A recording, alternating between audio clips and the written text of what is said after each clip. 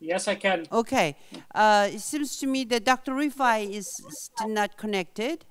But why don't you start? I will just introduce you and you start the session. How is that? And then Dr. Rifai will join at his time. Okay? Oh, is that Yes, all what I right? That's suggest. All okay. right. Yep. Yes, yeah.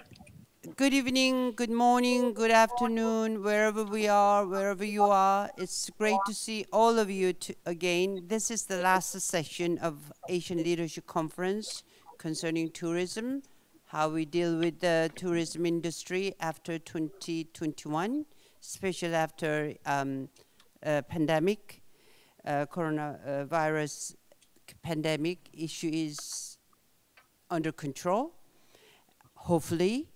And so it's my great pleasure to introduce Mario Hardy, who is going to be the moderator of your session.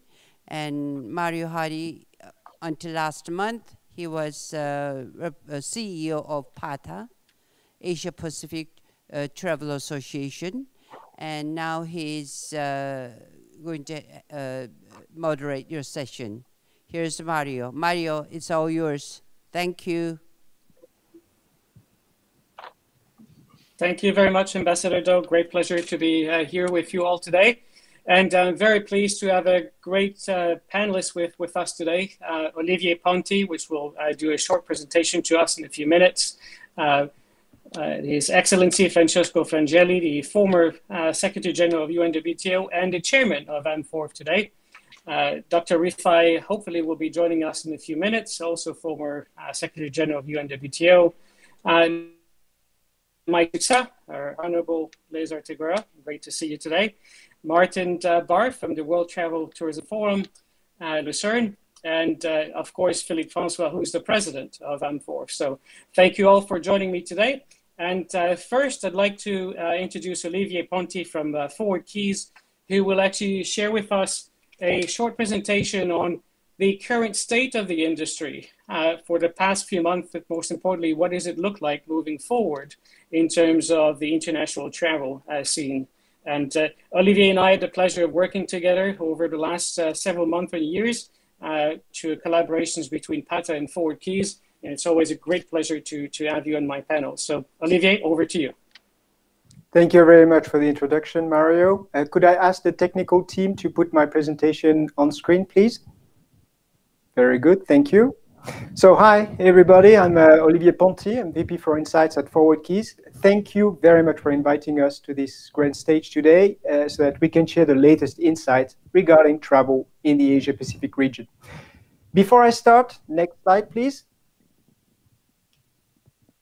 Yes, just a few words about the kind of data we use and what we do. Forward Keys is a travel analytics company. We're specialized in the air travel market. On the supply side, we know when and where airlines intend to fly and how many seats they schedule. And on the demand side, we monitor searches performed before a trip, the bookings made, and tickets issued, all of this in near real time. So our data comes from trusted sources such as IATA, ARC, the International GDS's network, and other partners like OAG and Kiwi.com.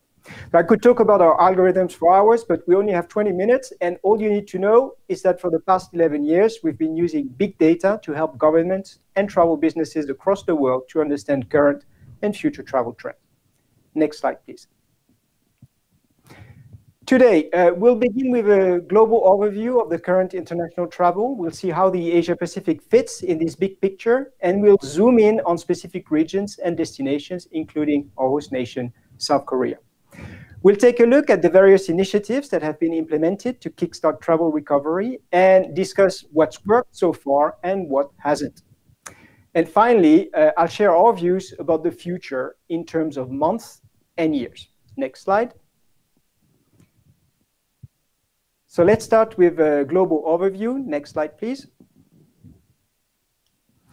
When looking at international arrivals from January to mid-June, it's easy to get depressed. We're still far away from pre-pandemic levels, and all regions remain squarely in the red. But it doesn't mean that all the destinations are at the same stage of recovery. Recovery is underway in certain parts of the Americas and Africa and the Middle East, two regions showing much better results than the world average. The problem is that Asia is lagging, and this gap between Asia and the rest of the world is widening. Next slide.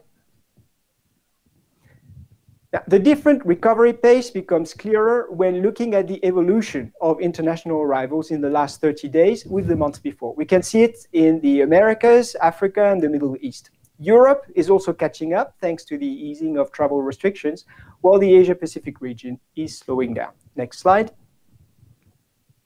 Looking at the top 10 most resilient global destinations year to date, we can see that only one is located in Asia, Malé in the Maldives, minus 45% on 2019 levels.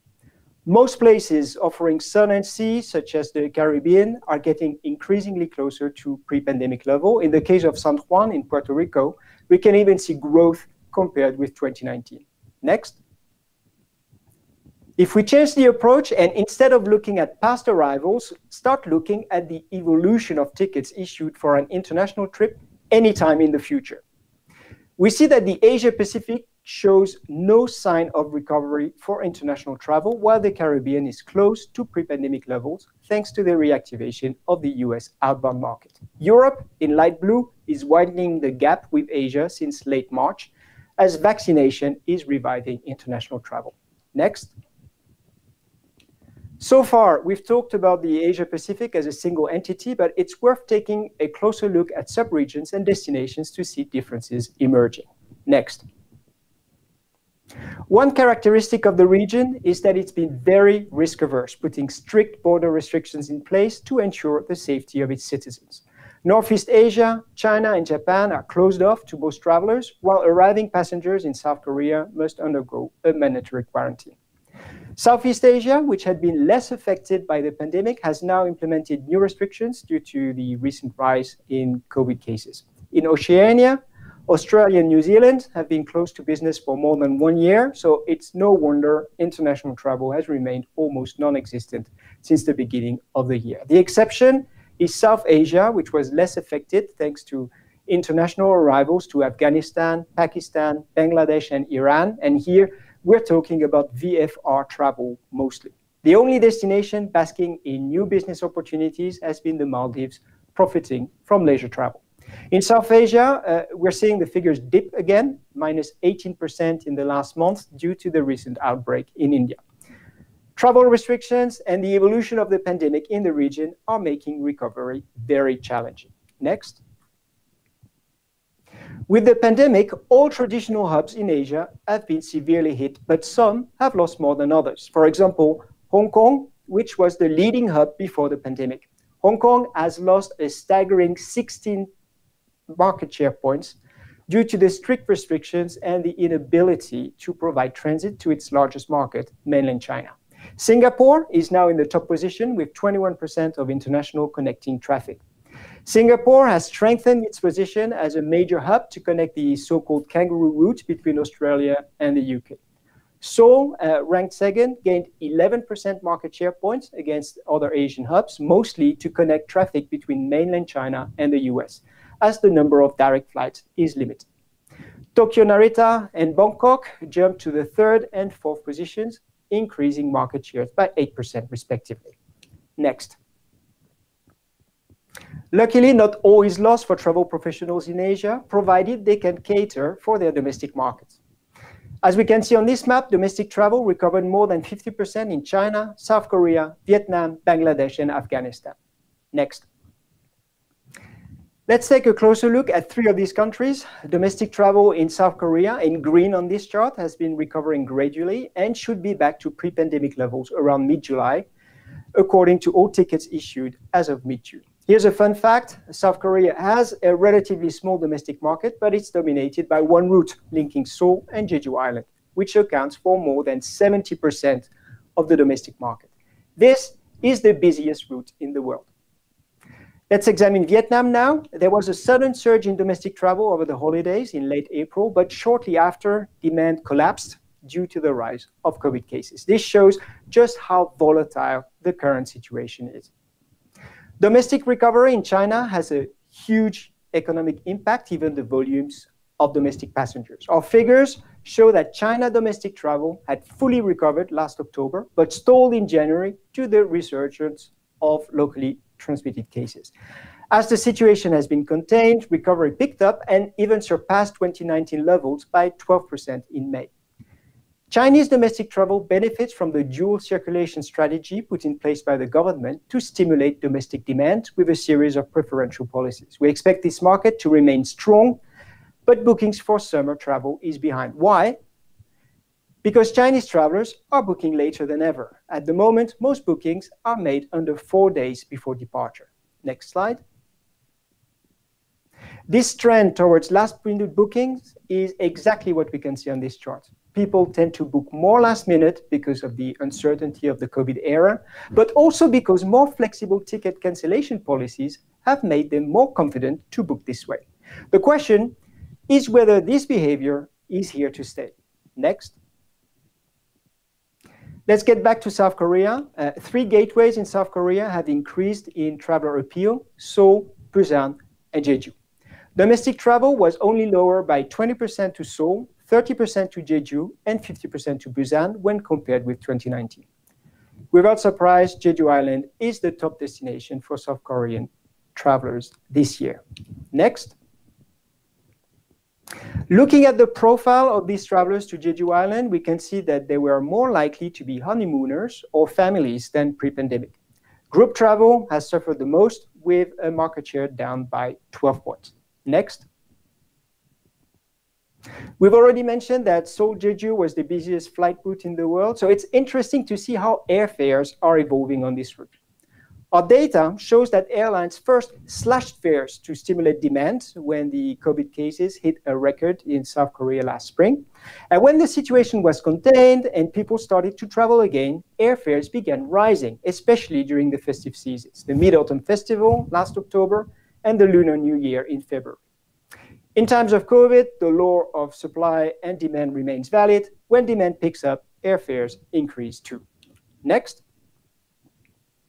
So in the next part of this presentation, I'd like to talk about collaboration strategies as they can help accelerate recovery in the Asia-Pacific. Next. Let's start with the landmark aviation agreement recently concluded between the EU and Asia. This is the first block-to-block air transport agreement in the world, and it should help rebuild air connectivity between regions. In a nutshell, under this agreement, airlines of the combined 37 member countries can fly any number of flight services between countries. This could dramatically change the trend we've seen over the last decade. Since 2010, the volume of direct seats between Asia and the EU has remained stable, while Gulf hub carriers kept developing new capacities to connect Asia and the EU via their hubs. Under the new form of open skies agreements, we expect to see Asian and EU airlines become more competitive to facilitate people and business exchange between these regions. Next. Travel bubbles between 2 destinations represent another form of collaboration. Let's take a look at 2 of these in Oceania: Australia, New Zealand and the Cook Islands. The first conclusion we can draw from these experiences is that travel bubbles can be a powerful tool to reactivate travel. We can see a clear increase in tickets after the first announcement of these 2 travel bubbles. Tickets from Australia to New Zealand after the announcement of the travel bubble reached 54% of 2019 levels. In the case of the New Zealand and the Cook Islands corridor, it was even more successful, as travel from New Zealand to the Cook Islands surpassed 2019 levels at the beginning of May. Next. Just announcing an upcoming travel bubble has a positive impact on bookings. The failed bubble between Singapore and Hong Kong is a good example of this. It was initially set to begin last November, but has been postponed twice due to a spike in cases. Each time, we saw a spike in bookings following announcements, and then a wave of cancellations when the bubble burst. The plan will be reviewed in early July. At this stage, it's difficult to be sure that people will feel confident to book again. But we believe that the previous experience has shown that there was pent-up demand and that it did translate to bookings when allowed. Next.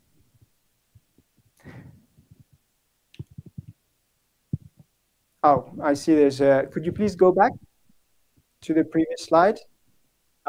That's the Palau-Taiwan bubble, sorry. So let's talk about the Taiwan-Palau bubble. That's a particularly interesting bubble because it shows the limits of an air corridor and stresses how important it is to also consider other aspects of travel restrictions, such as quarantines. Now, the travel bubble between Palau and Taiwan opened on April 1st. We saw a spike in bookings when the bubble was announced at the end of March, a pattern familiar by now, and issued tickets surged to almost 50% of the pre-pandemic level. The problem is that the initial excitement did not last. After just a few weeks, the volume of tickets collapsed, probably due to the high prices and strict rules. To take a holiday in Palau, tourists from Taiwan had to make several health declarations, pay for COVID tests, and take 14 days of self-health management upon return. Eventually, a new COVID outbreak in Taiwan led to the suspension of this fragile bubble after only 6 weeks. Next. So let's leave travel bubbles behind, and we'll now take a look at other initiatives taken by destinations to kickstart recovery. Next. And I'd like to start with the Maldives, which has been one of the most resilient destinations worldwide, as I mentioned earlier. Now, year to date, international travel to the Maldives has reached 55% of 2019 levels. This is largely due to smart tactical marketing campaigns in two key markets, Russia and the UAE. The Maldives identified the potential of these markets at an early stage and swiftly adapted their communication strategy. Visit Maldives ran marketing campaigns via digital platforms and Russian TV and successfully attracted more tourists from Russia and the UAE during busy travel periods around Easter and Ramadan. As we can see on this chart, Russia and the UAE have not only recovered their 2019 level, they have surpassed them by far. And this shows that DMOs can make a difference. Next. A closer look at the type of tickets sold reveals a shift in preference toward premium classes. The share of travelers flying in premium classes is 22% in the pandemic era, increasing from 15% pre-pandemic. In other words, the Maldives have not only managed to get international travel back to the destination, but they also succeeded in attracting visitors with the highest economic impact. Next. Thailand is also making great efforts in preparations to reopen its tourism sector. On the 1st of April, Thailand reopened to fully vaccinated travelers, but quarantine was required. And we saw no booking activity at this stage. Things get more interesting during phase 2 and 3. In July, Phuket's Sandbox plan will allow travelers to enter Phuket without quarantine, that's phase 2, and by mid-October, the country will fully reopen, phase 3. What we can see already is a gradual increase in bookings rather than a surge in arrivals just after the island reopens. Booking volumes in Q3 are still limited due to the wet monsoon, and probably also because although vaccinated tourists can enter Phuket, they must stay for 14 nights before they can visit other destinations in Thailand. The most interesting part is that people have started booking for Q4. As of mid-June, forward tickets for travel to Thailand in Q4 reached 9% of tickets issued at the same time in 2019. That may seem little, but it's definitely going in the right direction. Next. Regarding Phuket, it's also interesting to note that Europe currently represents 90% of international bookings to the destination in Q4. That's a major shift compared to pre-COVID. It's also worth noting that for Q3, Phuket is attracting interest from Israel, a country where the large majority of the population is vaccinated. In 2019, Israel accounted for 1% of international arrivals to Phuket. It's now 31%, and Israel seems set to become the top source market. Next. When looking at Phuket, we couldn't help but draw a parallel with the situation in Bali. Phuket's Sandbox and Bali's Green Zones have a relatively similar approach. Both destinations heavily bet on vaccination to relaunch tourism. So far, all we can say is that there's a short-term impact, but that it is very limited. As we can see on this chart, there's an uptick in international bookings to both destinations following the announcements, but volumes have only reached around 2% of the pre-pandemic levels for now. I think we need to wait a bit more time to see if this model pays off. Next. Let's now move to Macau, where the recovery process is well underway. Tickets have been trending upwards since Macau reopened to mainland China at the end of February. In the second week of June, issued tickets for travel from mainland China to Macau reached 63% of 2019 levels. What's particularly interesting about Macau is that it shows how tourism operators, organizations, and DMOs can work collectively and use digital excellence to make trips safer and easier for travelers in the post-pandemic era. The Macau government cooperated with a lifestyle service review and reservation app in mainland China to issue subsidies to merchants. In combination with new consumption habits, local merchants have provided contactless services such as real-time reservations, online reservations, and group purchasing, which have made it easier to plan a trip before arriving. Apart from a series of recovery plans launched by the government, Macau's recovery has also benefited from effective epidemic prevention and control, quarantine exemptions, and promotional campaigns. Think live broadcasts, roadshows, and online events, which leverage the wide influence of varying key opinion leaders. The way travelers make decisions have changed, and I believe the tourism recovery model tested by Macau, with its strong emphasis on digitalization, is a reference to keep in mind when thinking of travel post-COVID. Next. The other thing worth noting about Macau is that it benefits from longer stays, which means that travelers are likely to do more at the destination and spend more. The reason behind this is that before the pandemic, Macau was usually combined with Hong Kong. People used to visit both destinations, say in a 5-day holiday, but now, due to safety concerns and travel restrictions, people tend to explore just a single destination at a slower pace.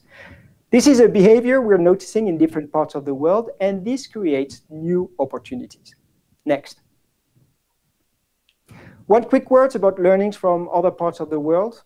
From Europe, I can see two key takeaways. First, that vaccination and negative PCR tests boost the recovery of international travel. I'm not saying it is the solution to all the problems of the travel industry, but it's part of the solution. And second, it's clear that the destinations doing much better than average, such as Greece, Croatia, and Spain, are the ones which have been the most proactive in their communication regarding the rules of the game in advance of the summer season. As a destination, the earlier you communicate on the lifting of travel restrictions, the better, because you give travelers the possibility to plan. Next. While Europe is welcoming vaccinated travelers, the US is giving vaccines to travelers. More states in the US are not requiring residence proof for people who want to get their shot, and this drives international tourism to the US. While people from Latin America have been doing this for a while now, Taiwan is a more recent newcomer. We're also seeing a longer length of stay for this type of travel, as people are staying long enough to get both shots of vaccine. Next. Now let's finish this presentation with a short-term and a long-term outlook for the Asia-Pacific. Next. Looking at current bookings for Q3 and Q4, I'm afraid international travel in the Asia-Pacific is still on hold. There are some success stories, however. The Maldives should have recovered to around 60% of 2019 volumes. This short-term outlook could improve quickly, depending on upcoming travel bubbles and vaccination rollouts. Next. Back to the global picture. On this heat map, we can see the booking situation for the summer based on current tickets, benchmarked with the pre-pandemic situation. We can see that some destinations in green will have almost fully recovered, especially in the Caribbean. There's also good resilience in some African destinations supported by VFR travel. As for the southern part of Europe, it's picking up. What this means is that the trend we've mentioned at the beginning, the widening of the gap between the Asia-Pacific and the rest of the world, should continue. Next. As future developments in the travel sector are very volatile and unpredictable, airlines are constantly adjusting their capacity. We can see that airlines have planned more seats in case there's an opportunity in the market, but unfortunately, international capacity for all regions is going down from month to month. In line with the expectations on summer arrivals, Americas and Europe are currently standing the best with 59% of seats of summer 2019. Next. After being hit very hard in 2020, we can already see the travel sector picking up. Based on our forecasts, from 2024 onwards, international travel should have more stable volumes, and it should get back to 2019 levels by 2026 in all regions of the world. APAC was the most hit region, and based on our forecast, it will be the last one to recover.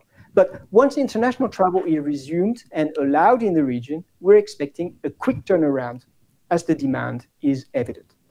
Next.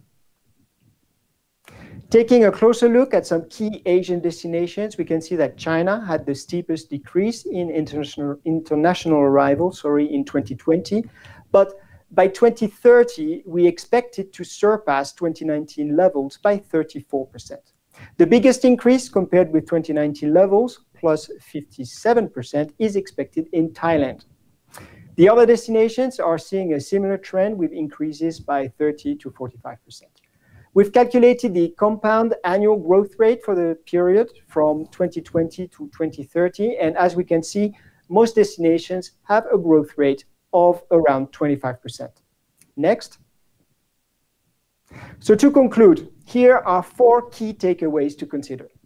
First, with more countries easing their restrictions on entry, international travel has started to recover. However, as we've seen, it's not symmetrical across the globe, and Asia is lagging. There's travel demand in Asia, but there are very few international travel options, and this makes domestic travel pivotal. Third, we're starting to see several new normals, such as shorter lead times, longer stays, and stronger reactivation among the affluent traveler profile. And that is something that destinations could benefit from if they take the right steps. Fourth, destinations need to be innovative and proactive. We've seen through the examples of Greece and the Maldives how early communication and different incentives to interest travelers lead to stronger tourism reactivation. And finally, having the right data can help tourism ministers and boards act quickly on key business decisions as they arise. The next few years will continue to be bumpy, but let's make it less foggy. Next slide. So we've arrived at the end of this presentation. I thank you for your time and hand the microphone over to Mario for the panel discussion. Thank you. Back to you, Mario.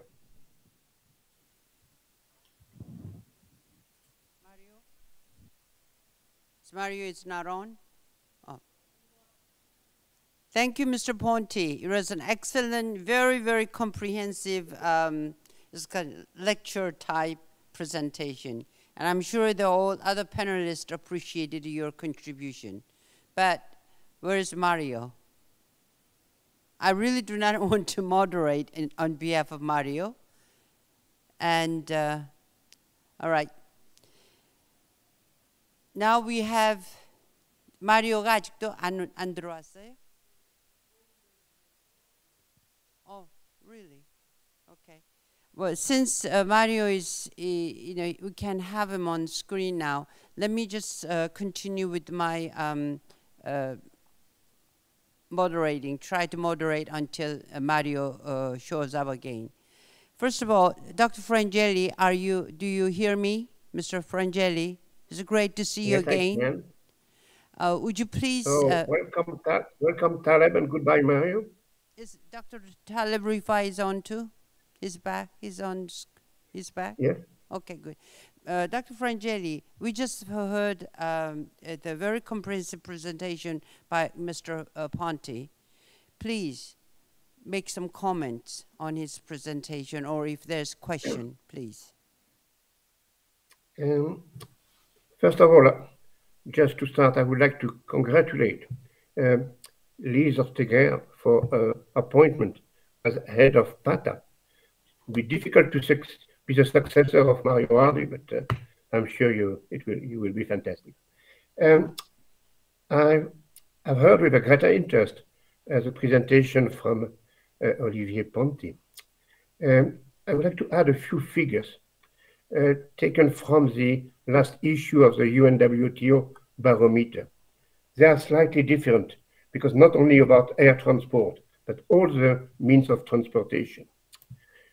International arrivals dropped by 73% in 2020 compared to 2019. They are down to 400 million, which means that they are under their 1990 level. Our industry has lost 1 billion arrivals. and the benefits of 30 years of growth. The drop in terms of receipts in foreign currencies, is almost of the same magnitude, minus 64%. Since the epidemic started producing its effect in the major economies from the second quarter of 2020, it's not excluded, even without a possible rebound of the circulation of the virus in the last quarter of the year, that 2020 results appear as bad as those of last year, even maybe worse. For the first quarter of 2021, arrivals are down by 83% compared to the same period of 2020. Let me just say, however, that this figure may be a little bit misleading, since they refer exclusively to international travel. And we know that on the major markets, a phenomenon of substitution took place because of the sanitary constraints and the obstacles to border crossing. Domestic trips replaced international ones. This could be noted in Northern America, Western Europe, and above all in China, where domestic tourism is back to tourism. If, Mrs. Yangshem, if I have some time, I would like to make a comparison between this crisis and the one we experimented, the subprime crisis of 2008, 2009, but you will tell me if it's appropriate now or later.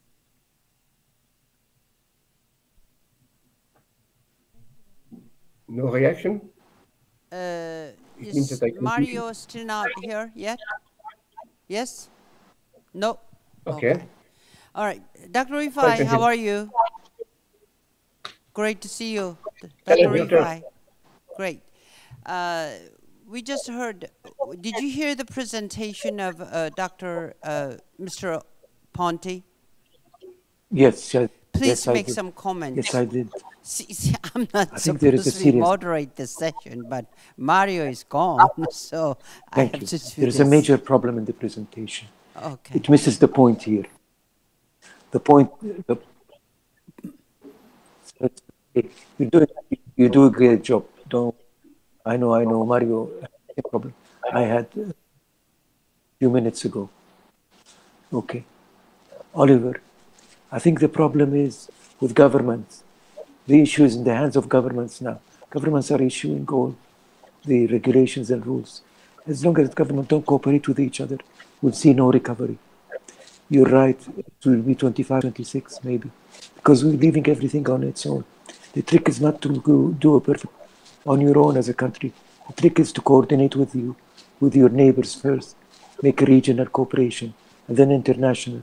Because recovery of tourism is not going to happen if there are no two opposite destinations that are interacting with each other. Look at the European Union, for example. You have a country that's insisting on quarantine. Next to it, a country that is issuing a passport, vaccination passport. Next to it, a country that says 72 hours of testing, and testing upon arrival is enough. I think that's the correct thing to do. But whatever you agree on, all governments must agree on something. The multilateral system that we're used to is broken down. Politically, it's broken down. We don't have a United States of America. We have a divided States of America. Every state is acting on its own. Every city is acting on its own. I'm sorry to say this. It's in the hands of governments now, not the private sector. The private sector is reacting to this, unfortunately. Unless governments start working together, we'll not see an end to this. This is my point of view. Thank you, Madam Dawn. Thank you, Dr. Rifai. Mr. Ponti, I will go ahead ask further intervention, and then you probably would like to answer some of those the comments and answer. Would that be okay, Mr. Ponti? Perfectly fine. Okay, very good. I'm going to ask then new CEO of PATA. PATA 회장 좀 올려주세요. Madame Liz Ortiguera. Hello? Hello, do you hear me, Mr. Ortiguera? Hi, Liz.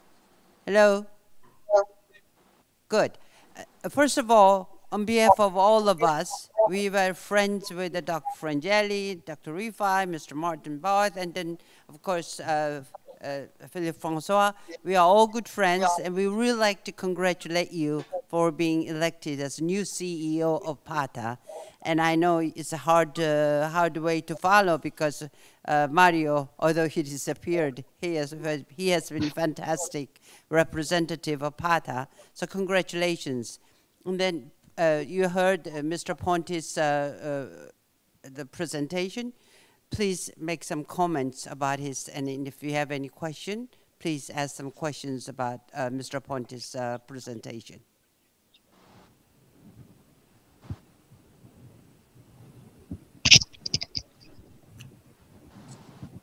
Do you hear?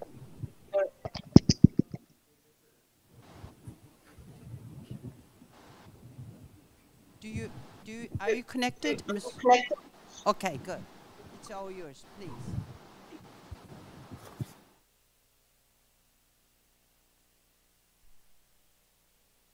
네? 이 connection problem이 있다고요, earphone?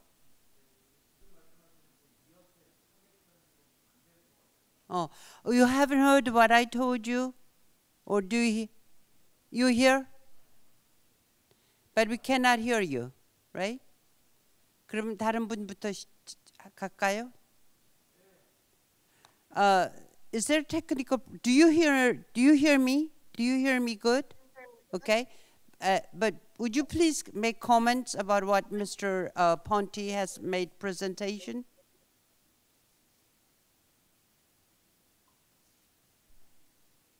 No. Okay, then Martin Barth, do you hear me? You need to unmute yourself. Mr. Barth, do you hear me? I do hear you, Ambassador. Okay. Thank you very much for having me today. Okay, thank you very much for coming. You're coming from Lausanne, right? Right now. From Lucerne, in the center of Switzerland. Okay, very good. Please make some comments about Mr. Ponti's presentation. Thank you. Thank you very much. And I think thanks to Olivier about his presentation. I think it's very important that our industry, and he mentioned that many times, have the relevant, the right data.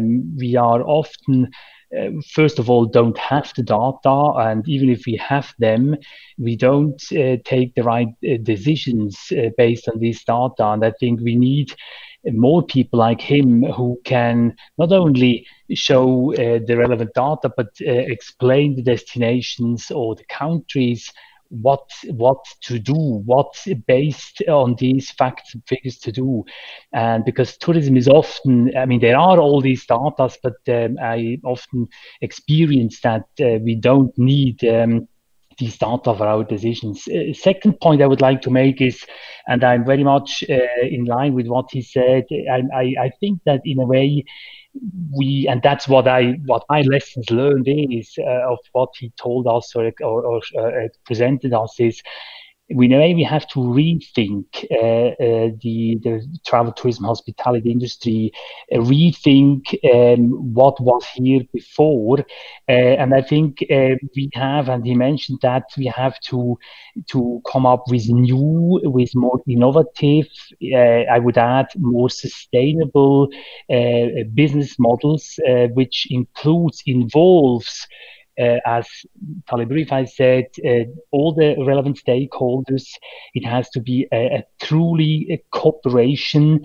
And when I can add a cooperation, not only the different stakeholders, but we also have to include the citizens. We shouldn't forget the people who live in a destination, because at the end, they are the ones who are hosting us as tourists, and they should be part of the development. I can experience that here in Switzerland, in Lucerne especially, that we really involve them. Tonight we have a workshop here in Lucerne where the citizens are very much part of. I think that is a very important issue I would like to mention. And let me just make a last point. I think whatever we do and wherever we go with the recovery, we should always think about the nature. I mean, at the end, we are selling nature, we are selling experiences. So let's take care about nature and the biodiversity, because that's, I think, the USP we are selling to people, to tourists around the world. Thank you very much. Thank you. Could I go back to Miss Liz Otegera? Do you hear me now? Could you make some comments, please? Andeo?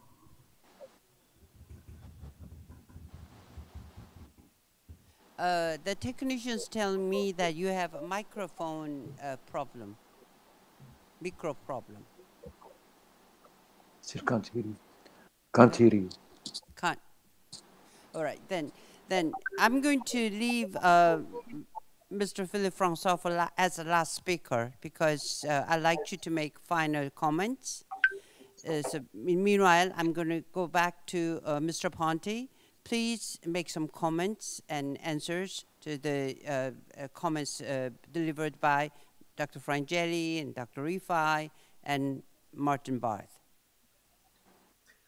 Thank you so much, Ambassador Do. But first of all, I think that Francesco Frangeli didn't end up his discussion, and he had some other points, I think, to mention. Please, Francesco, I give the floor to you, and I will come back on the microphone. Okay. Mr. Ponte. Frangeli.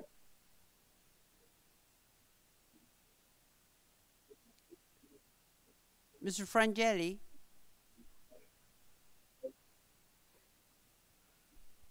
Is to compare this crisis to the last one and the biggest one we have until now experimented in the history of world tourism, which is the subprime crisis of 2008, 2009.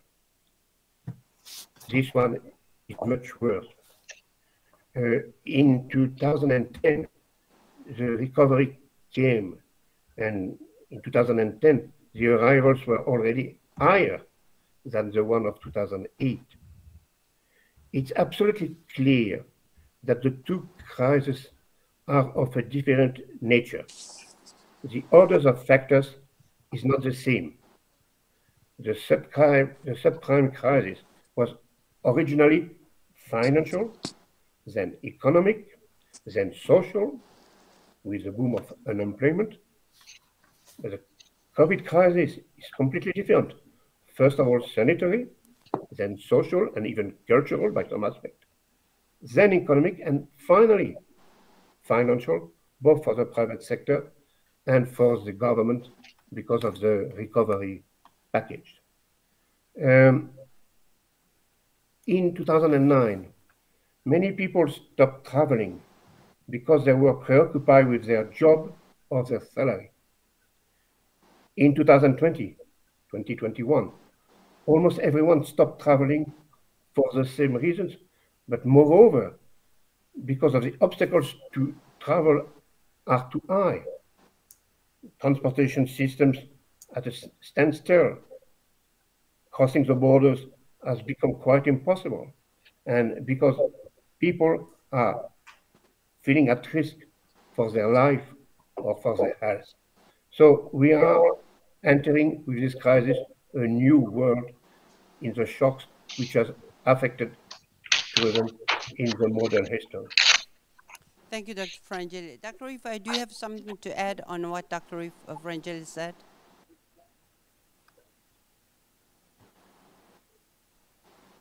Dr. Rifai, do you hear me? Apparently, I'm not sure. No. Dr. Rifai? No? Okay, then I'm going to ask... Yes. Dr. Rifai, do you hear me? Yes, Madame Do. Okay. Do you have Yes. anything to add to what... I hear you. Yes. Yes, I hear you. Would Do you hear care me? Yes, I hear you. Would you care to comment on what Mr. Frangeli have just said? Yes. I'm insisting that it's the problem is with the multilateral system. I'm insisting the problem is with the multilateral. Yes. I think the problem is still with the multilateral system, Oliver. I think that the world is not working together. Not the EU, not the UN. We don't hear any voices of them coordinating the actions because it's in the hands of governments now. Governments are taking the decisions. And the private sector is reacting only to that. The world will never recover unless the whole world is vaccinated. 70% of the world population must be vaccinated. We can't turn this into a game of those that have it and those that don't have it. And it will take 5 years for the world to be vaccinated at this rate. So it's not important now how good every country is doing on its own. World tourism will not recover until the world leaders sit down together and are told you're not going to leave this room until you agree on something. That's the role of the UN now. The UN is not working all together. The monetary system needs to rebuild from bottom up, brick by brick again. It's not working like that. I understand now each government is feeling its own responsibility because it's a matter of life and death. But they have to coordinate with each other. Without coordination, without cooperation between governments, it will never work. Thank you. Thank you, Dr. Rifai. I'm going to ask Mr. Ponte to react to you. We've heard from Mr. Frangeli and Dr. Rifai and Mr. Barth. Would you please react to their comments, Mr. Ponte? I'd be happy to react to these comments, but I think Mr. Francois was just about to make comments himself, and I'd like to give him the opportunity to speak. Oh, okay. I was saving Mr. Francois at the last speaker. All right. Yeah, I was supposed to conclude, but still, okay. Maybe Lady Odguera, can you hear us? And you didn't have the microphone up to now, so maybe you have comments, and we are very, very interesting to hear your comments, Liz. No, microphone is still not working. No.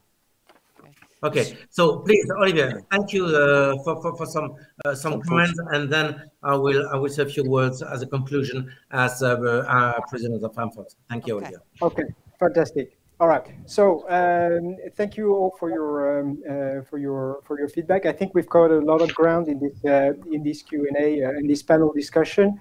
Mr.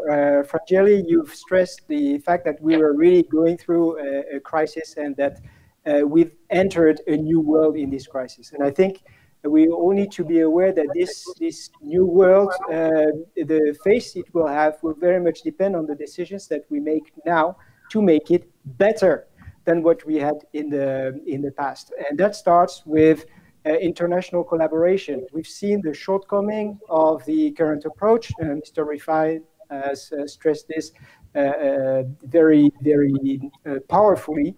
I think this is absolutely key indeed to relaunch the travel sector. Without international collaboration, we will not get anywhere. In any case, we will never truly recover. But building a better world post-COVID, when looking at our specific sector, I also think that means investing heavily in education, making sure that at all levels within the travel industry, people are ready, organizations are ready to make use of data, which I believe is the key asset that we have in the current world we live in that we didn't have when we had to face previous crises. There's more data than ever. There's more opportunities to seize based on this data than ever, but we need to have people that are properly equipped to make use of this data and make data-based decisions, be smarter in their approach. And I believe that universities and educational organizations at large have a key role to play. And the last thing I'd like to mention is that building a better tomorrow, it definitely means also taking the locals into account when building the version 2, let's say, of their tourism destinations. Sustainability is key, and we shouldn't be misguided in trying to recover as fast as possible if it's to make the same mistakes as the mistakes that we made in the past. We should build better, and building better means involving the local citizens much more than what has been done in the past, and taking the environment into account. Thank you, Mr. Ponti. I really do appreciate your very comprehensive presentation of situation in Asia, especially in Asia, Korea, China, Japan, and New Zealand, Asia Pacific area. And it was very, very helpful. So before I hand over this final saying to Mr. Philippe Francois, President of AMFORD, who has been working, this is second year for AMFORD get engaged with the Asian Leadership Conference and Joseon Ilbo for this. And before I say goodbye to everybody, I really want to thank Joseon Ilbo ALC taking tourism, travel industry serious enough to segment this kind of time for us. And I truly appreciate Dr. Frangeli, Dr. Rifai, Martin Barth, all the way from Lausanne, and you CEO Pata. I'm sorry your mic didn't work, but I'm so glad you are with us. So final speech goes to Mr. Philippe Francois. You have 4 minutes to talk. Thank you. Thank you so much, Ambassador Do. Thank you so much, and thank you to all the team of ALC and Chosen. Yes, we had some technical problems, but at the end, everything worked out. And we appreciated, especially from AMFORD, we appreciated the high level of considerations of all our experts. Thank you, Olivier. Thank you, Taleb, Francesco, Martin. And next time, please, Liz, be together with the microphone. We're really hungry to hear you. And please, we will have other occasions to talk together. And for you as well to be part of our big network of AMFORD. We were talking about the recovery. We're talking about rebuilding cooperation, Olivier. So, yes. It's not perhaps just a recovery period. It's perhaps what I would call a recovery society. We are going to change a lot of things in our lives, not only for traveling, but as well for training and education. So we have, yes, to rebuild our cooperation all over the world. And this is exactly, as president of AMFORD, what I'm trying to do every day, is to gather people all over the world in one sense. The sense is, and the value at the same time, is human resources development, training, and education within a sustainable development solution atmosphere. So this, I would like at the end of this first part of the meeting, because as you know, there will be a second part of the meeting as far as AMFORD are concerned with our General Assembly, as our annual official General Assembly just at 3 o'clock. And but I would like to be a little bit optimistic with you, like you have been during your considerations. And we, especially because we are perhaps expert and we have got the microphone, I'd like to focus all our talks, our speeches, to restore confidence, and especially in academic strength. From your words, Olivier, you are trying to restore confidence in the market. You're trying to make confidence in the economy. But I would like, as AMFORD president, to add, to restore confidence in the youth, in training and education. So obviously, as I said, we are going to have to reconsider the overall academic systems, perhaps as well the academic or pedagogic rhythm. The way we are nowadays training and educate our youth. For example, 2 years ago, it was unbelievable to only to imagine to have classes from one country to another with webinars. So obviously nowadays it makes sense, and everybody understood, and everybody is very clever to operate this kind of operation with webinar, with Zoom, Teams, and so on. So we need to restore the confidence in the youth and in the academic system. For example, to the students, you know, it has been a very hard year, perhaps 2 very hard years before, and we need now, thank you for the associations. Thank you for all the hotel hospitality groups. Thank you for all destination resort managers to think about how to have this new confidence with the youth. Thank you to open your door to employment. Nowadays in France, we are a very high lack of employees in the hospitality. So we are closing restaurants because we have no chefs, no head waiters. So thank you to all of you. Thank you to all you people in Korea, in Asia, to reconsider this. We need to open our arms to the youngest generation. And thank you as well for all the business colleges, universities, and hotel schools, especially those who are members of AMFOD, to cooperate worldwide.